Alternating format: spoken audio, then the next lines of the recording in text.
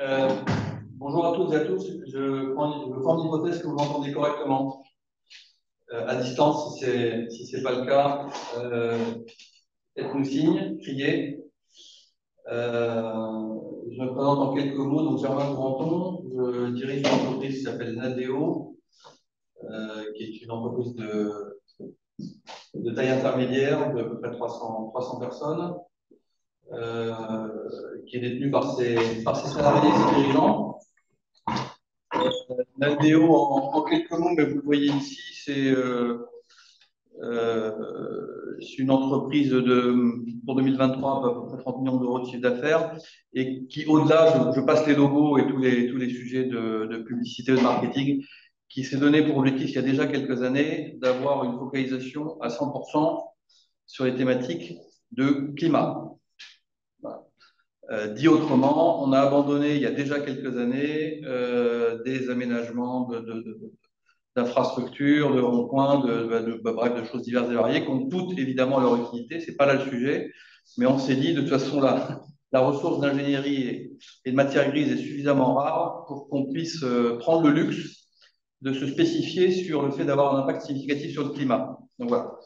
Les clients de Naldeo, ils sont simples, et j'en ai terminé sur Naldeo, ce sont les territoires, dans le sens collectivité, communauté de communes, pour à peu près 50% du chiffre d'affaires, et ce sont les entreprises. Et dans entreprise, comme dans territoire, ce que je vous ai dit précédemment, si on cherche à avoir un impact significatif sur le climat, le tout porte sur le mot significatif.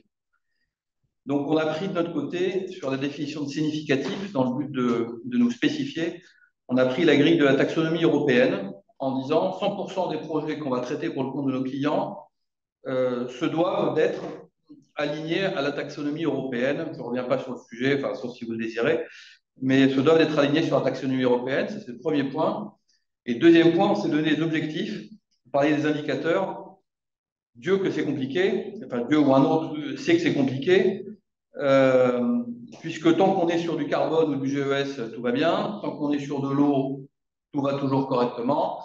Et puis quand on dérive et on complète sur l'économie circulaire et de la biodiversité, pour prendre l'exemple de la biodiversité sur lequel on peut prouver via indicateurs et des attributs positifs à court terme et négatifs à long terme, tout ceci pouvant coexister. Bon, tout ça est bien compliqué. On s'est donné pour le moment de manière humble quelques indicateurs pour le moment sur l'abattement en CO2 et en efficacité hydrique chez nos clients pour les années 2022, 2023 et 2024. On s'est donné ce type d'objectif. Donc voilà, ça c'est pour quelques mots sur Naldeo. Euh, je passe tous les sujets publicitaires et puis je vous laisserai la plaquette, vous pourrez la diffuser sans aucune difficulté.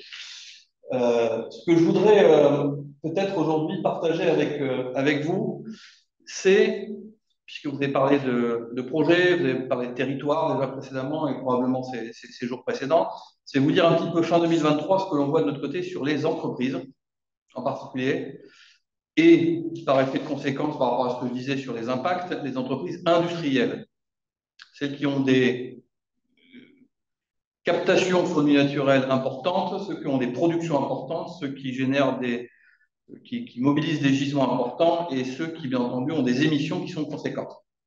Donc, on va trouver des groupes et filiales de groupes, des ETI et des PME. Et vous l'aurez compris, on adopte côté Naldeo une loi de Pareto entre les choix qu'il est possible de faire en ingénierie et en conseil. On s'est dit ça brûle ou ça brûle pas, ça brûle. On a le temps, on n'a pas le temps, on n'a pas le temps. Donc, on s'est dit on va aller sur les plus gros émetteurs, les plus gros gisements. Qu'est-ce qu'on voit fin 2023 ? Le constat, je le passe, c'est le constat du développement durable. Vous connaissez ça pour certains d'entre nous depuis bien plus longtemps que moi. Mais je voudrais quand même si vous devez être ici très sensible sur le sujet, indiquer qu'il n'y a pas que le CO2 dans la vie. Le CO2, c'est super. On parle beaucoup de CO2, on parle de GES. Il n'y a pas que le CO2 dans la vie. Là, au moment où on parle, il y a une montée en flèche qui est folle de la thématique du stress hydrique. On va avoir l'effet dans l'eau dans le Pas-de-Calais, il y a des problématiques de stress hydrique et donc de disponibilité sur la ressource quantitative, qualitative chez certains industriels en France. Au Nigeria, on peut même vous parler d'entreprises qui sont au pied des Alpes et qui aujourd'hui ont des problématiques de subsistance, de résilience liée à de la disponibilité de la ressource en eau, en quantité, en qualité. Donc, si on situe fin 2023, les constats qui sont connus, le réchauffement climatique, la raréfaction des ressources, la pollution de l'air, etc. Et j'en passe. Le contexte dans lequel on est, c'est celui-ci. La volatilité, bien entendu, la raréfaction des ressources. Je ne reviens pas sur les courbes électricité ou gaz de l'hiver 2022. On pourrait revenir, si vous le souhaitez, sur les thématiques de trop d'eau ou pas assez d'eau, que ce soit en 2022 ou en 2023, avec des approches différentes. Et donc, on a une problématique de volatilité, de raréfaction, de disponibilité en quantité ou en qualité des ressources.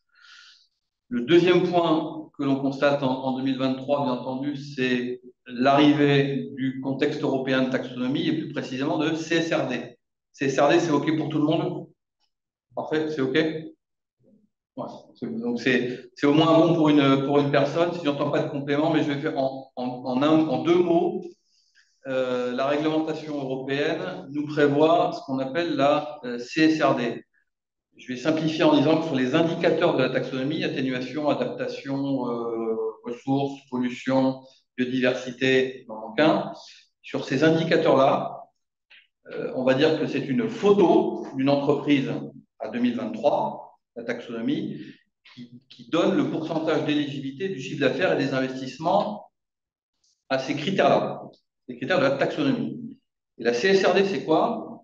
C'est le film qui va être demandé à chaque entreprise de dérouler pour les années qui viennent sur l'ensemble de ces indicateurs, atténuation, adaptation, pollution, eau, etc., sur l'ensemble de ces indicateurs, et avec une approche qui est franchement nouvelle, qui est une approche de cohérence. Donc, il faut donner, bien entendu, des indicateurs judicieux, ça s'appelle les ESRS, qui sont des petits blocs qu'on a dans la CSRD. CSRD, c'est Corporate Sustainability Regulatory Directive, donc la directive sur le développement durable.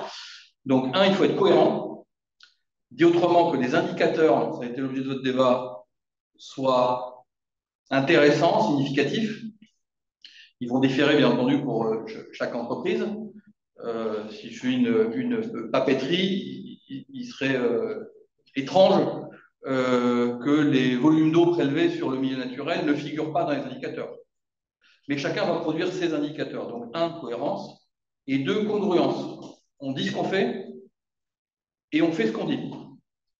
Dit autrement, la CSRD, c'est une démarche qui intervient dans le rapport extra-financier, qu'il convient maintenant d'appeler le rapport de durabilité. Donc, chaque entreprise doit publier son rapport financier avec auditeur, commissaire aux comptes, et doit déjà publier un rapport extra-financier, qu'on va maintenant appeler rapport de durabilité. Et dans ce rapport de durabilité, on peut, comme avant, faire du chat GPT, raconter sa vie, c'est-à-dire raconter globalement des conneries et s'acheter du temps. On peut. Mais là, sauf que là, on doit faire quelque chose de différent. On sait qui? C'est les entreprises de plus de 500 personnes à partir de 2024, pour l'année 2024, dans le périmètre de traitement, et donc publié début 2025, au même titre qu'un rapport financier. C'est-à-dire que vous recevrez de la part du greffe de votre tribunal de commerce le fait que vous n'ayez pas déposé dans vos comptes la partie de rapport de durabilité. Plus de 500 personnes pour 2024 et plus de 250 personnes à partir de 2025, l'année 2025 publiée en 2026. Dit autrement, fin 2023, on est dans la dernière année pré-CSRD, c'est-à-dire pré-rapport ce sont mes mots, mais de cohérence et de congruence par rapport à sa démarche de durabilité dès lors qu'on est une entreprise qui a un certain impact. Donc ça, c'est le deuxième sujet. Il faut vraiment que ça soit connu de nous, de vous, en tout cas partagé ici, je le crois, parce que c'est un vrai tsunami actuellement dans les entreprises. Un tsunami aujourd'hui, d'abord pour Houston, on a un problème, de quoi on parle, qu'est-ce qu'ils sont en train de nous demander, c'est un petit peu l'ambiance du moment. L'ambiance d'après, celle de 2024, ça sera que diable allons-nous pouvoir mettre dans ce rapport, et finalement ce rapport, par qui il va être lu, par qui il va être interprété. Si c'est un rapport de plus, on s'en fiche. Si c'est un rapport qui a quelque part de la valeur, un mot qui a de la signification ici, par qui va-t-il être lu? Je reviendrai sur ce point-là, bien évidemment. Et ce point-là, je vais le lier d'ailleurs avec le troisième point qui est ici, qui est la pression de la chaîne de valeur. Le premier lecteur, le premier contemplateur de ces futurs rapports, auxquels se préparent déjà la plupart des entreprises, alors bien entendu, c'est plutôt les boîtes cotées, c'est du CAC 40 et Middle Next. Mais je vous ai dit je vous ai dit précédemment, pardon, que plus de 500 personnes, plus de 250. C'est-à-dire que certains sont plus prêts que d'autres, ils ont plus de moyens. D'autres, en revanche, ne sont pas très prêts, mais vont être paradoxalement plus concernés. Ce sont dans la chaîne de valeur les sous-traitants de rang 1 et 2 des gros acteurs. Pourquoi? Entre guillemets, à cause du carbone. Comme vous le savez, chaque entreprise, je le répète, chaque entreprise se doit de faire un bilan carbone. En 2022, jusqu'à 2022 sur les scopes 1 et 2, en 2023 élargi au scope 3 pour, on va dire, la plupart des entreprises. Or, toutes les entreprises, ou la plupart de celles qui ont fait des bilans carbone, s'aperçoivent que l'essentiel est en aval. Amont, en aval, on fait ça comme on veut, mais globalement, pas chez soi. Je m'appelle L'Oréal, je fais mon bilan carbone, je m'aperçois que le carbone que je génère, il est à hauteur allez, on va dire de l'ordre, pour pas trahir de chiffre, de l'ordre de 10% chez moi, dans mes installations, dans mes bureaux et dans mes approvisionnements énergétiques, et 90% sont chez mes partenaires, sous-traitants, fournisseurs. Comme j'ai pris des engagements qui sont des engagements de durabilité, qui sont des engagements de type Fit for 55, donc qui correspondent à travers des trajectoires SBTI, on reviendra sur les termes si vous le souhaitez. Et comme j'ai pris des engagements, j'ai pris des engagements, peut-être je les ai pris un petit peu tôt, à horizon 2030, et il se trouve que je n'ai pas l'effet de levier chez moi. Conclusion, il faut que je me retourne, bien entendu, vers mes partenaires qui sont des sous-traitants et des fournisseurs pour leur dire, dites, il va falloir que vous fassiez un bilan carbone et que deux, vous nous donniez des trajectoires de décarbonation. Vous remplacez carbone par impact hydrique, efficacité matière, c'est la même chose avec une translation dans le temps. Là, on est dans le tempo du carbone, il y aura le tempo de l'eau. Je vous signale un petit peu qu'il est en train de venir en format crise à certains endroits. Donc voilà le contexte dans lequel on se meut. Je passe sur les thématiques de scope. Je vous laisserai cette présentation pour voir qu'en fait tout le monde se tient par la barbichette à cause du carbone. Donc je dis une chose et son contraire. Il n'y a pas que le carbone dans la vie. Mais le carbone est partout et surtout, le carbone, c'est ce qui enjoint les entreprises à se bouger le popotin parce que l'essentiel des entreprises sont dans le scope les unes des autres, et réciproquement.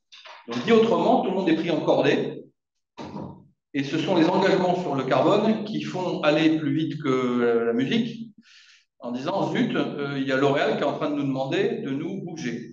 J'ai pris l'exemple de L'Oréal, j'aurais pu vous prendre l'exemple de l'automobile, j'aurais pu vous prendre l'exemple de l'aéronautique, j'aurais pu vous prendre l'exemple de l'agroalimentaire, qui sont des secteurs qui sont en mouvement entre rapide et violent selon les secteurs.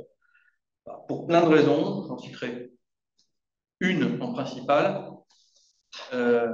Plus les entreprises, dans un monde B2B, to B2C, plus les entreprises sont proches de l'aval, du client final, plus leur remontent des exigences de décarbonation ou de minimisation d'impact.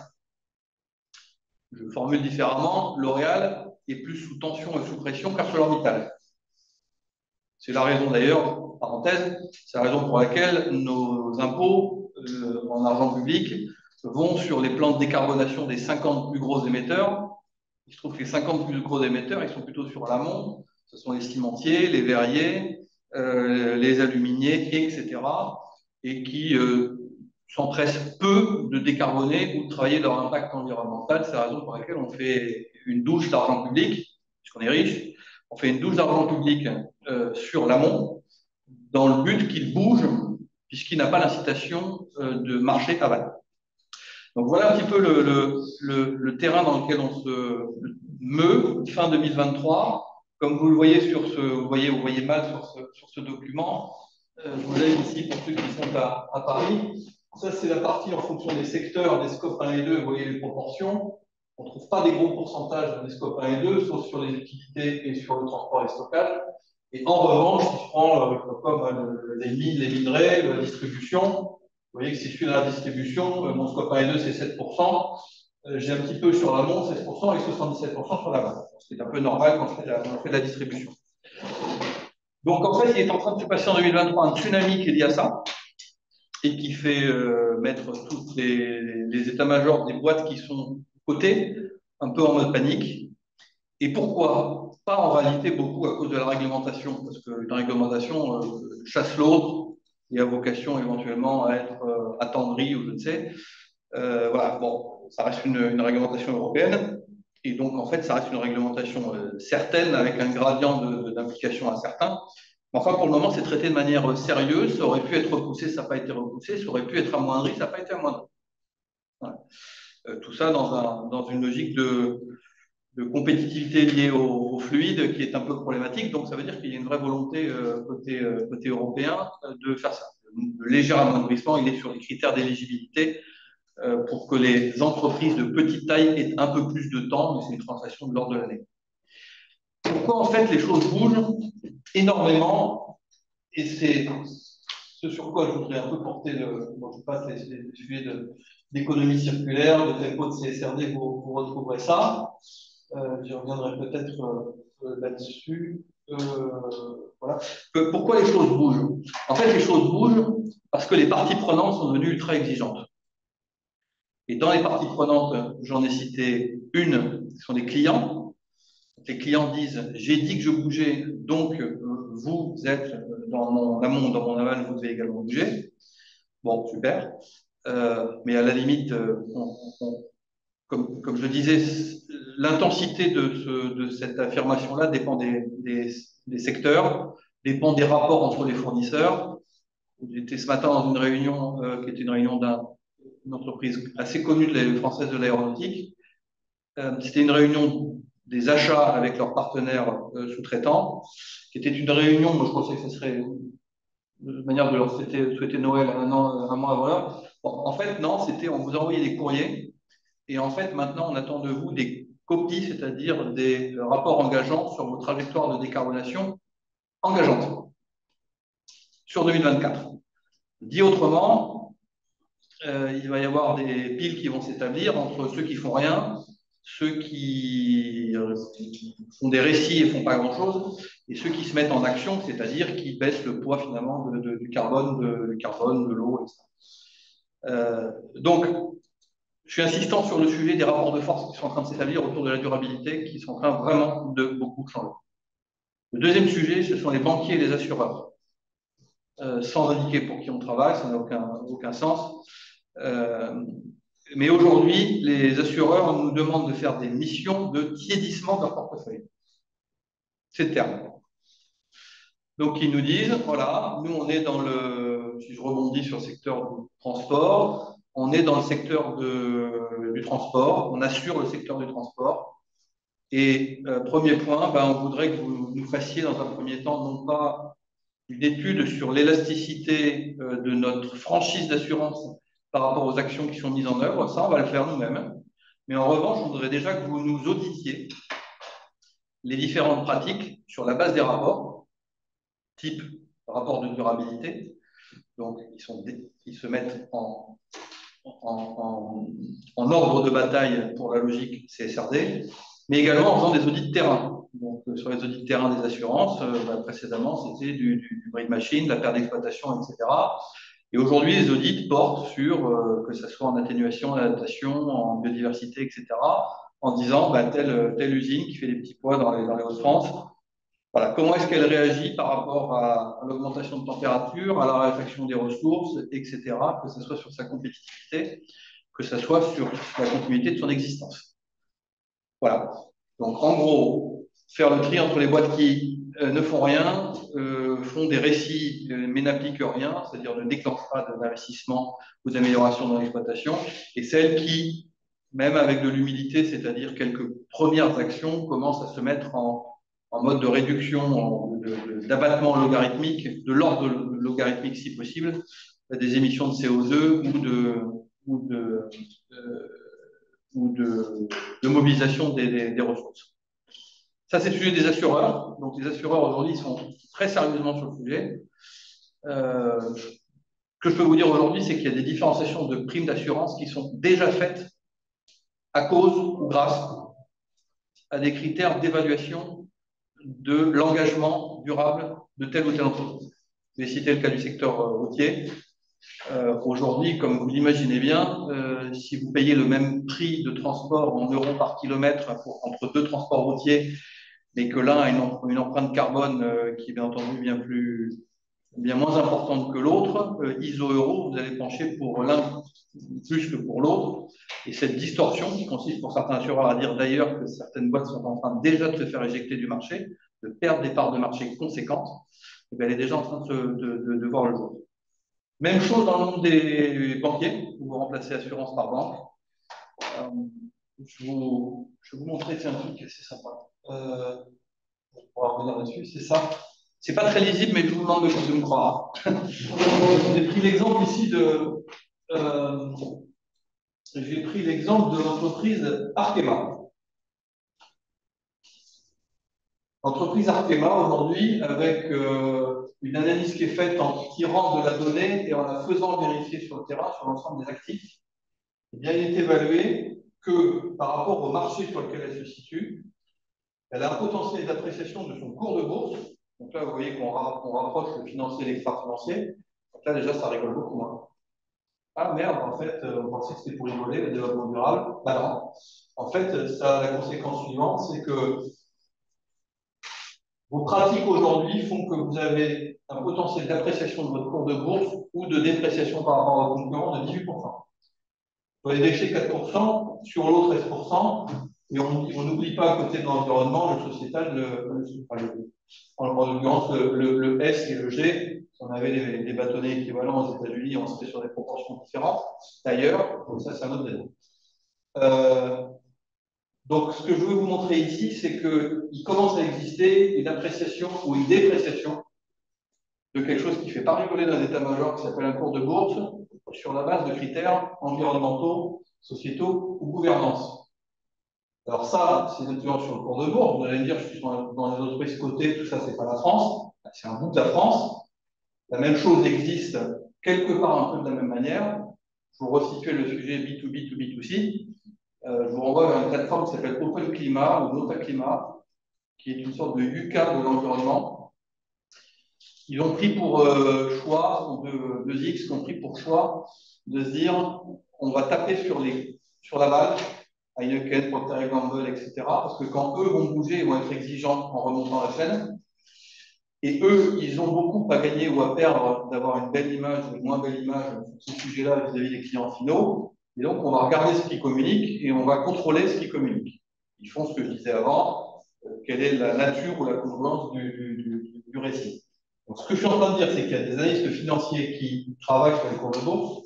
Il y a des plateformes qui commencent à référencer le sujet. Ce que vous voyez ici, ben, c'est le positionnement là, par rapport aux entreprises françaises, donc de potentiel d'appréciation ou de dépréciation. Bon, moi, je pense que c'est de la dépréciation. Dit autrement, c'est comme dans le bâtiment il y a quelques années, il paraissait qu'il n'y avait que l'emplacement. Quand on rajoute des mérites énergétiques, on a quand même une certaine décote qui se fait, qui est quand même pas très loin de l'intégrale des coûts énergétiques à refaire pour être dans deux maisons mitoyennes avec les mérites énergétiques à peu près équivalents. Donc, ce que je veux dire ici, c'est que vous voyez que le monde, l'extra-financier et la durabilité commencent à rejoindre. Autrement, il n'y a pas que la réglementation dans la vie, il y a aussi une appréciation qui est faite par le marché et les marchés. Le marché final, les consommateurs, pas beaucoup l'extrême amont, c'est vrai. Et puis, le marché des parties prenantes, donc des assureurs et des financiers. Ici, ce sont des appréciations d'amélioration des spreads de taux, bref, des marges sur taux exercées par les banques, en l'occurrence ici pour le sujet d'Arkema. Arkema qui considère, enfin, les banques qui considèrent que, eu égard à leur action sur la partie ESG, Arkema mérite d'avoir une amélioration de la cotation de 14,7 BP basis point de base. Donc c'est 0,147% de modification de taux d'intérêt. Donc ça, bien entendu, vous voyez que c'est corrélé, bien entendu, à ça. Et ça, c'est la même chose au niveau de la demande d'exigence de rentabilité sur le capital du WACC pour les faits financiers, entre autres. Voilà. Pourquoi le social est si petit? Parce que rajouter des proportions de femmes aujourd'hui, et ça se regrette, évidemment, mais est considéré financièrement parlant comme quelque chose de peu élastique par rapport à ce qui est mesuré ici. Alors, tout à fait critiquable, et je me répète, la même chose serait traitée ici aux États-Unis, vous auriez une augmentation de ces critères-là qui serait bien plus importante. Vous auriez même des éjections de marché qui se feraient de la part de certaines boîtes qui ne seraient pas suffisamment conformes, compliant sur les sujets de diversité ou de. Donc c'est évidemment à regretter, mais c'est ainsi. Ou alors on peut interpréter le fait que Arkema ait des bonnes pratiques sur le coup. Bon, voilà, c'est un exemple. C'était pas pour critiquer l'entreprise. Non, mais d'ailleurs, pas critiquable. Voilà. Ça, c'est une plateforme qui s'appelle, qui était comme d'habitude dans les business models, qui était gratuite au début, tout le monde s'est mis dessus, ça a été un vent de panique dans beaucoup de boîtes. Elle est devenue payante maintenant, ça s'appelle WESG for Investors. C'est là-dedans que vont tirer les Goldman Sachs et compagnies, ou les Amundi, quand ils font leurs investissements et qu'ils classent ça dans les articles, dans les ISR, article 9, article 8 d'investissement, ils vont taper là-dedans. En fait, c'est une base de données d'agrégation commune, un petit peu des pratiques des entreprises telles qu'elles peuvent être. Alors, comme agrégé, comme tout, ça va être critiquable, c'est déjà critiqué. Ce que je suis en train de dire, c'est que le monde dans l'entreprise à fin 2023 de développement durable, il n'est plus seulement sur les intentions, il est également sur les pratiques, j'essaie de vous l'indiquer, et il est plus sur les pratiques, il est sur l'évaluation des pratiques pour être correctement aligné à la réglementation, aux attendus de marché et, désolé, ça fait un anglicisme de plus, mais au best in class. Il se trouve que le meilleur sur le marché ici, là, comparable à Arkema, c'est Henkel. Et il se trouve que quand, enfin, c'est marqué dans les rapports d'ailleurs, il y a une surcote de type durabilité qui est accordée à Henkel par le fait qu'il soit assez exempt. Donc ça, c'est le secteur dans lequel on se situe actuellement, fin 2023. Donc ça bouge beaucoup. C'est un peu la panique, hein, en fait, pour être clair. Personne ne sait s'y prendre. Et on a une similarité pardon, qui est complète par rapport à l'échange que vous avez fait précédemment. C'est que tout l'enjeu dans nos sujets ici des entreprises ou des entreprises industrielles est un enjeu de transfo. En fait, c'est le bordel complet dans toutes les entreprises qui ne savent absolument pas comment s'y prendre. Zut, on avait recruté des responsables RSE, celles qui ont des moyens, mais en fait, c'était des responsables RSE, donc c'était plus ou moins des promotions. Voilà, même si certains ont pris depuis du grade et du pouvoir. Comme je vais essayer de l'expliquer, les directions achats sont très impliquées. Elles doivent aujourd'hui revisiter les comportements achats, voire les sélections de partenariats. Les ressources humaines sont bien entendu impliquées, puisqu'il s'agit d'un marché de compétences pour être capable, bien entendu, de transformer les entreprises pour baisser leurs empreintes. Les directions industrielles sont évidemment impliquées. Je ne vous fais pas je ne vais pas être long sur le sujet, mais je voudrais simplement dire que plus les entreprises sont importantes en taille, moins elles savent ce qui se passe dans leur usine. Et parfois d'ailleurs dans le mauvais sens, c'est-à-dire qu'elles ont peine à mettre des sujets environnementaux dans leur reporting, alors qu'il se passe des choses extraordinaires sur le terrain. Bon. Donc voilà, donc c'est un sujet de transfo complet. Pour le moment, c'est un bazar quand même assez absolu, hein, parce que ça part dans tous les sens. Donc vous allez entendre le mot CSRD, le mot taxonomie, etc., qui est en fait en fin 2023 la question de quoi parle-t-on et comment va-t-on devoir s'en saisir. Nous, comme vous l'aurez compris, chez les 9DO, on est adepte, on est un peu terrien. Terrien à avoir tendance un peu très paysanne. C'est-à-dire de dire vos indicateurs, vos RSE, vos ISO, vos trucs, pourquoi pas Bicorp, pourquoi pas entreprise à mission, tout ça c'est génial. Mais il y a un truc qui est sûr, c'est que si vous réduisez votre carbone de 20%, votre flotte de 10%, que vous avez des démarches qui sont intéressantes sur l'éco-circulaire, que vous commencez à avoir des démarches intéressantes sur la biodiversité. Bref, que vous faites, ça sera largement plus payant, y compris en ne sachant pas tout faire en une année, ça sera largement plus payant que toutes les intentions et les rapports qui sont plus ou moins lus. Dit autrement, comme dit un philosophe connu, un peu moins de discours et beaucoup plus d'action. Bon, c'est Elvis Presley. Et voilà. Donc, non, mais blague à part, nous, on est convaincus qu'il faut actuellement se mettre vraiment pour les entreprises en mode action. Je reviens sur le sujet de loi de Pareto, se poser la question de quelles sont les quelques actions qui ont des effets de levier forts à quelques endroits industriels qui sont impactés. Voilà. Et après, les indicateurs, les trucs, les machins, enfin, ça va être un superbe marché pour Deloitte, EY, Mazars et compagnie qui vont faire un marché de tableau, hein, puisque ça va s'appeler le rapport de durabilité, qui va être bien entendu critiqué en disant dans vos indicateurs, il n'y a pas grand-chose, on ne comprend rien, et puis ils ne disent rien sur la vérité, sur l'évolution des boîtes.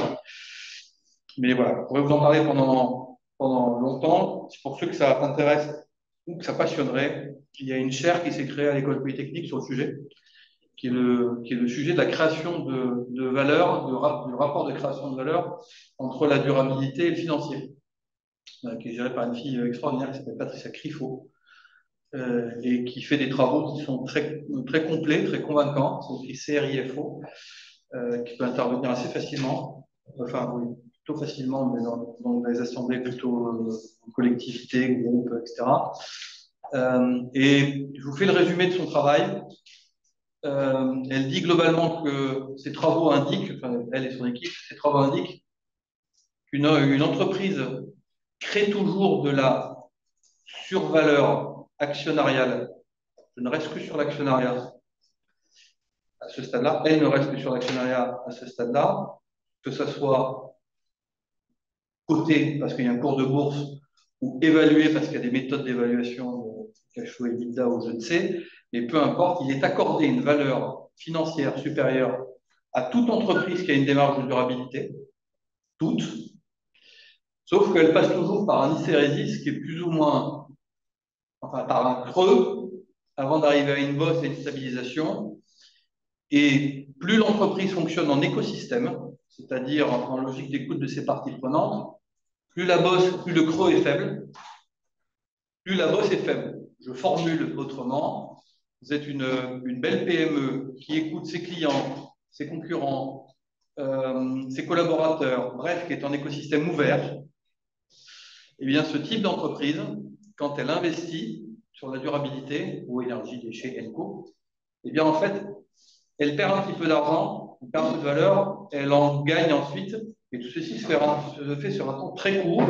Et au final, l'exemple classique qui est souvent pris, c'est l'entreprise Mustela, pour ceux qui la connaissent, enfin, qui ont été impliqués dans la partie CEC, donc elle intervient souvent Sophie Robert-Boulieu au niveau de l'entreprise Mustela, qui est une entreprise qui a mis des croix sur des parties de chiffre d'affaires, qui a investi sur le reste de son activité et qui se retrouve aujourd'hui plus rentable, donc si je me mets côté financier, après qu'avant. Donc elle a fait des sacrifices, entre guillemets, elle a fait des investissements, et ceci se retrouve sur un temps court, 18 mois. Ceci explique également pourquoi plus les entreprises sont grosses, plus elles sont financiarisées, moins elles bougent. Plus elles s'achètent du temps à dire qu'elles font des choses sans vouloir réellement les faire, parce qu'elles détruisent massivement de la valeur, elles mettent de l'argent dont la reconnaissance de valeur se voit très lentement ou à horizon très lointain sur le marché. Je ne veux pas être plus long que ça sur le sujet, je suis à votre disposition. Bon, tout ça, c'est des sujets d'accompagnement, bon, et des références, etc. On s'en fiche un petit peu. Je suis à votre disposition si vous le souhaitez. Et le message étant, ça bouge de manière violente depuis 6 mois. On est en ambiance pré-CSRD, en très forte pression des parties prenantes. Et dans l'ordre que je vous ai cité, les clients, grands donneurs d'ordre, les assureurs et les banquiers. Voilà. Et la prime est bien entendu aux entreprises qui font des choses, qui posent au-delà des intentions des résultats réels sur la base de l'investissement. Je vous remercie. Première réaction, peut-être ceux qui sont physiquement sur Paris, une petite question aussi à distance, je laisse la lire en même temps. Et peut-être. Si vous pouviez lire là. J'ai du mal à la lire interne, mais je pense qu'elle est très importante. Est-ce qu'une reconception de produit slash service selon l'éco-conception est prise en compte dans ce rapport? Est-ce significatif? Existe-t-il une obligation sur les investissements à démontrer leur nature durable? Donc la réponse est oui à tout en fait. Oui, la partie éco-conception fait partie tant de l'approche taxonomie que de la CSRD, oui. Ben, oui. Et est-ce que ça va être est-ce que ça fait partie de ce rapport? J'imagine que la question rapport pour Cédric qui a posé la question, c'est de la CSRD dont on parle. J'imagine. Donc oui, ça en fait partie. Est-ce que ça va être le sujet qui va être traité, selon moi, sur les années qui viennent? Non. Non, parce que les entreprises fuient l'éco-conception, parce que ça fait partie d'un des sujets les plus perturbants, puisque finalement, à chaque fois qu'on raisonne éco-conception, on raisonne reconception, réorganisation, réapprovisionnement.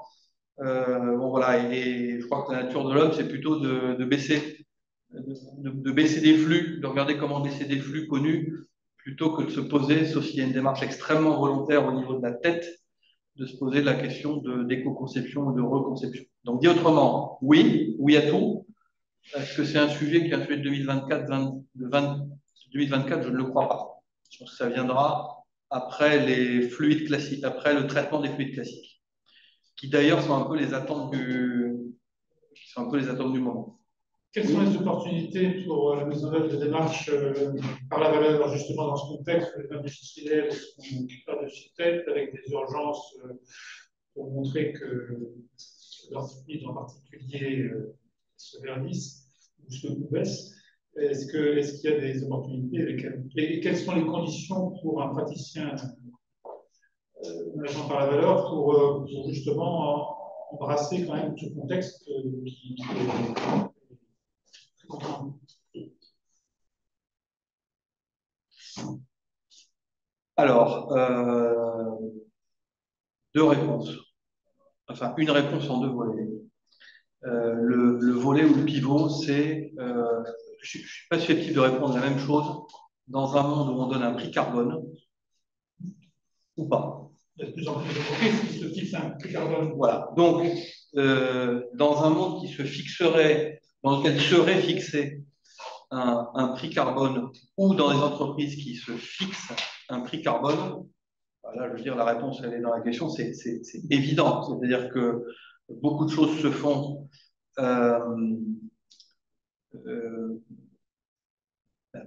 par l'intégration du prix ou du coût carbone. Donc ça, c'est le premier pas, c'est-à-dire que dès le début, en conception, il faut être capable, bien entendu, d'intégrer toute cette démarche d'analyse de la valeur et d'intégration du carbone. Pour les entreprises qui ne seraient pas dans cette démarche-là, je suis un peu plus réservé sur les opportunités. Ou alors, je renverserai le sujet en disant l'opportunité est d'aller les sensibiliser sur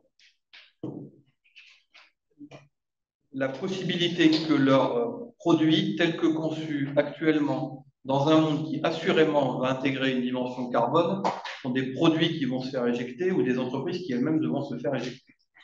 Donc, dans un cas, c'est de l'accompagnement, je veux dire, c'est de la réalisation, dans l'autre cas, c'est de la sensibilisation. Sachant que, là, je parle carbone, mais il n'y a pas que le carbone. Est-ce que vous pensez, en fermant les yeux et en vous réveillant dans 3 ans, est-ce qu'il vous paraît étrange si j'achète un marqueur ici, que soit marqué sur ce marqueur-là, que pour fabriquer ce marqueur, il a fallu tant de litres d'eau? Est-ce que ça vous paraît plausible? Moi, ça me paraît certain. Voilà. Vous voyez le tendanciel, je ne suis pas sûr que ce soit dans 3 ans. Mais je pense que ça va être rapide. Donc, il est évident que si celui-ci est fabriqué avec 10 litres d'eau ou avec 100 litres d'eau, c'est évidemment pas la même chose. Donc, carbone, eau, etc. J'ai envie de dire, vous êtes un métier, vous êtes des compétences qui aujourd'hui n'existent pas dans l'entreprise, qui n'existent pas, ne sont pas appliquées dans l'entreprise pour avoir une vision finale de l'influence du coût et du contenu et de l'impact CO2, flotte, machin, bref, en dehors de l'entreprise qui est peut-être de 2,50 €. Et aujourd'hui, ces compétences, elles existent peu. Et l'opportunité, ça tient en une phrase, c'est la désorganisation des entreprises autour de cette thématique-là. En fait, l'opportunité, je crois, et j'en termine là-dessus pour Philippe qui regarde l'heure. Je pense que l'opportunité, c'est que parmi les entités que j'ai citées, difficile de faire discuter des RH avec une direction industrielle, avec des achats, avec des machins, avec des trucs. En revanche, quand le messager ou le project manager officer, c'est celui qui porte coût, délai, qualité, qui rajoute la thématique de conception durable, fabrication durable du sujet pour prendre le quatrième pilier. Je pense que quand le messager est celui-là et qu'il sait de quoi il parle, il sait organiser un tour de table avec les entités que j'ai citées. Et aujourd'hui, c'est le problème. Je vais dire les choses autrement. Les responsables RSE vont mourir. Donc, on va inventer un nouveau concept de Chief Impact ou Climate Officer qui ne veut rien dire, sauf si on dit quelle est sa fiche de poste et sa mission. Si sa fiche de poste et sa mission, c'est que celui-ci soit au prix du marché, reste au prix du marché à horizon 3 ans, et qui soit conçu avec une empreinte qui soit la meilleure possible ou la plus frugale possible du marché, du marché, à supposer qu'il a encore raison d'exister avec son contenu plastique, c'est du sang de lui, et qu'il ne faille pas détruire la ligne de business dans l'entreprise qui le produit. Je pense que vous êtes pile, enfin moi c'est ce qui m'amène ici, vous êtes pile la profession qui est le messager de tout ça. Enfin, dit autrement, si demain vous avez envie de faire, pour certains, une deuxième carrière en Chief Climate Officer et rentrer dans l'entreprise en disant qu'il devra avoir un contenu de durabilité qui soit appréciable, opposable, appréciable et parmi les meilleurs du marché, je pense que vous êtes pile dans votre métier, quoi. Avec peut-être le risque en attendant, c'est que tant que ce rôle, c'est soit c'est les opérationnels qui prendront un peu le relais par cette sensibilité, soit c'est peut-être plus les fonctions support RH, achat qui sont contraintes et qui risquent peut-être d'imposer même aux opérationnels, parce que contraints par les modèles, par les aspects réglementaires qui vont dire il faut appliquer ça et donc on va l'appliquer plutôt bêtement par une approche réglementaire et pas par une approche enjeu vertueuse. Oui, la nature horreur de vide, donc les gens vont plus simple, ils vont aux abattements sur les fluides, ils vont pour certaines entreprises à externaliser, à se mettre ailleurs. Ils sont allés en Pologne, maintenant ils reviennent de Pologne pour se mettre ailleurs parce qu'il y a un contenu carbone qui est trop élevé. Donc on reste sur des habitudes qui sont simples et qui ne sont pas systémiques, c'est vrai. Et il faut une approche un petit peu systémique. Je le cite parce que je peux vous le citer, j'ai 30 secondes. On a accompagné une boîte qui s'appelle Valorec. Compliqué Valorec, hein. Je ne sais pas si vous avez suivi l'activité de Valorec. Compliqué, boîte quasiment en retournement, etc. Et c'est une boîte on a commencé la mission, qui était une mission sur des fluides. On va améliorer le sujet.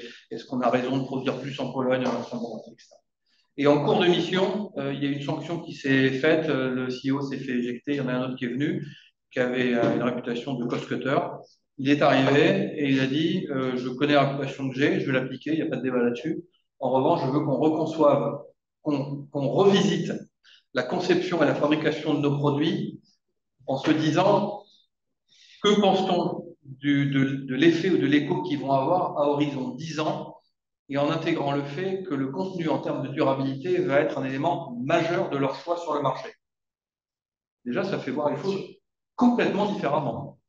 Vous dites, l'usine de Pologne et l'usine du Brésil, voilà. Donc, vous voyez des choses complètement différentes. Là, ça se fait sur un acte brutal. C'est plus difficile de s'imposer quand ce société continue, effectivement. Mais je vous renvoie au cas Mustela, qui a abandonné du chiffre d'affaires, a reconçu des nouveaux produits et aujourd'hui se trouve plus rentable et surtout se retrouve avec une. Parce que enfin, tout ça, c'est bien gentil, mais les boîtes, elles fonctionnent avec des personnes et les personnes, elles sont fières ou pas fières de bosser dans leur boîte. Chez Mustela, les gens, ils sont fiers de bosser parce que c'est une boîte qui avait une empreinte à certains égards douteuse. Aujourd'hui, c'est une boîte qui est assez alignée sur les sujets dont on est en train de parler. Ça marche bien, ça pénètre bien au niveau commercial, les gens sont fiers d'y bosser, etc., etc. Ça fait des petits, hein, ça. C'est un sujet qu'on avait évoqué aussi hier, ça a été évoqué, il y avait la même logique, hein, avec la même référence. En tout cas, merci Germain, très intéressant.